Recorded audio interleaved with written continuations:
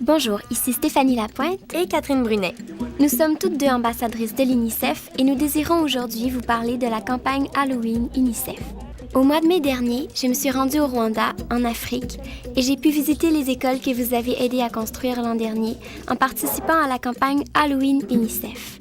Je suis très fière de vous dire que c'est grâce à vous si ces écoles sont maintenant dotées d'un toit solide, d'un puits pour l'eau, de pupitres, de crayons et de règles. Chacun de nous peut changer les choses de façon significative juste en participant à la campagne Halloween UNICEF.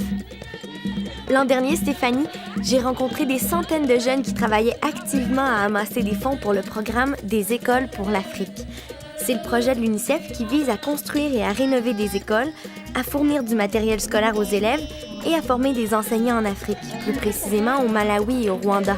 C'est vraiment super que tu aies pu constater le résultat de leurs efforts au Rwanda. Bonjour, je m'appelle Olivier. Et moi, Yael. Nous aimerions vous montrer ce qu'il est possible d'accomplir lorsque des jeunes comme vous et moi unissent leurs efforts. La campagne Halloween UNICEF nous offre une occasion idéale d'échanger nos idées, nos rêves et nos buts avec d'autres jeunes des 4 coins du monde. Au cours de leur voyage en Afrique, Stéphanie et Catherine ont pu voir ce qui a été accompli lorsque les jeunes d'ici mettent leurs efforts en commun pour aider d'autres jeunes. Yael, montre-leur ce que nous avons fait au cours des dernières années. D'accord, Olivier. Le Malawi et le Rwanda se trouvent en Afrique. Ce sont 2 des pays les plus pauvres de la planète. Cependant, l'UNICEF travaille avec les enfants, les parents et les enseignants et enseignantes pour changer les choses. Chaque enfant, peu importe où il vit, devrait avoir la possibilité d'aller à l'école. Malheureusement, beaucoup de jeunes n'ont pas cette chance, soit parce qu'ils habitent trop loin d'une école ou parce qu'ils ne peuvent payer les droits de scolarité, les manuels et les fournitures scolaires. Parfois, les enfants doivent rester à la maison pour s'occuper de leurs frères et sœurs plus jeunes ou bien ils doivent travailler. Dans d'autres régions, les jeunes décrochent parce que leur école est dépourvue d'une source d'eau potable ou de toilettes, aussi appelée latrine. Dans d'autres pays dans le monde, il n'y a pas assez d'enseignantes et d'enseignants ni d'écoles dotées de matériel. Heureusement, avec le soutien d'enfants tels que vous, l'UNICEF vient en aide à ces jeunes. Il faut si peu de choses pour complètement transformer la vie des filles et des garçons du Malawi et du Rwanda. Savais-tu, Olivier, que 5 $ suffisent pour offrir des crayons à tous les élèves d'une classe? Te rends-tu compte combien il est important d'avoir au moins un bon crayon pour apprendre? Un crayon peut changer énormément la vie des enfants qui désirent s'instruire mais qui n'ont pas de fourniture scolaire. Yael, savais-tu que 10 $ permettent d'offrir un ballon de soccer à un enfant? J'adore le soccer! Imaginez la joie qu'auront ces filles et ces garçons en recevant un ballon de soccer avec lequel ils pourront jouer à l'école. 25 $ permettent d'acheter un pupitre pour un ou une élève. Imaginez-vous en train de faire vos travaux scolaires sans pupitre. Ce serait beaucoup plus difficile de se concentrer et d'écrire.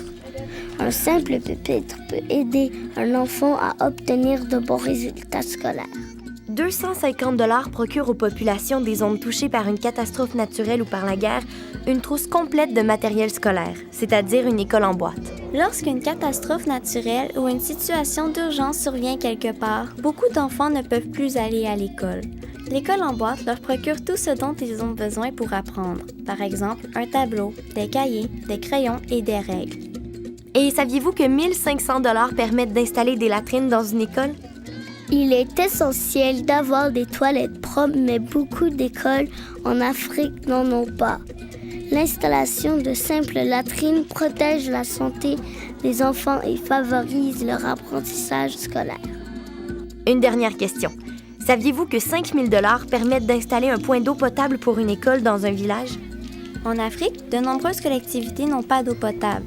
Beaucoup de gens puisent leur eau dans les cours d'eau et les étangs.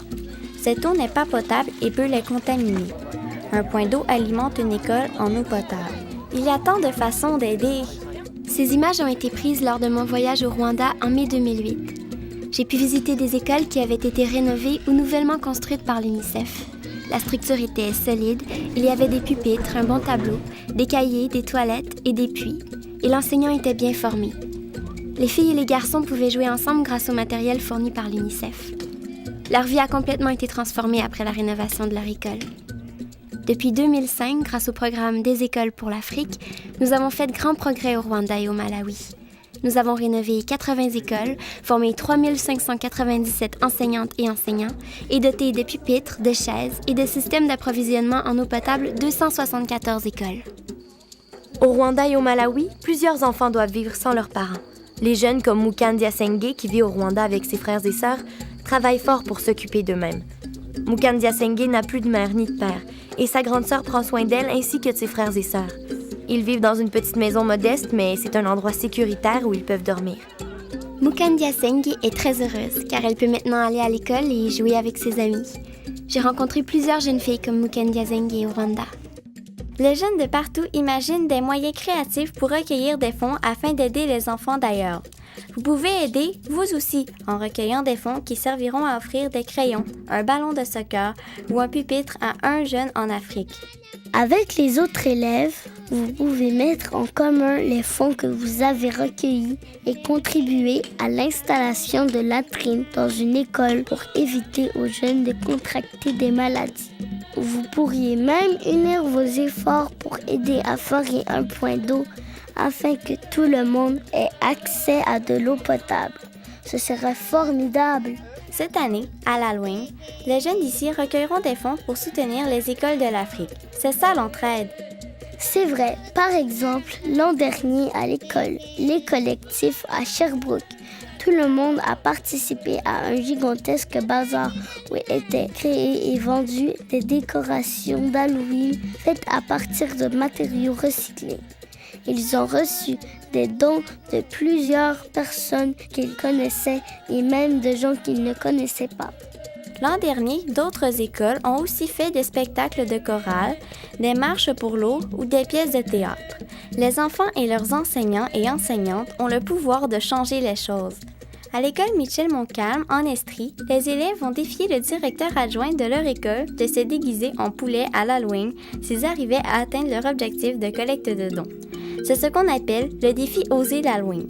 Les enseignants et la direction de l'école qui participent au défi en faveur de l'UNICEF n'ont pas eu peur du ridicule en portant des déguisements excentriques.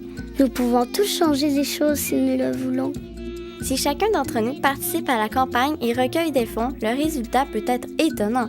C'est vrai, la campagne Halloween UNICEF est une affaire d'entraide entre les jeunes du monde entier. J'ai déjà plein d'idées. Joyeux Halloween!